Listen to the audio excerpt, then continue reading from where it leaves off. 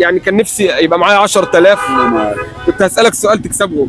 ربنا معاك يا انت لو معاك 10000 جنيه هتعمل بيهم ايه؟ هجيب اوضه يا باشا. اوضه؟ اه.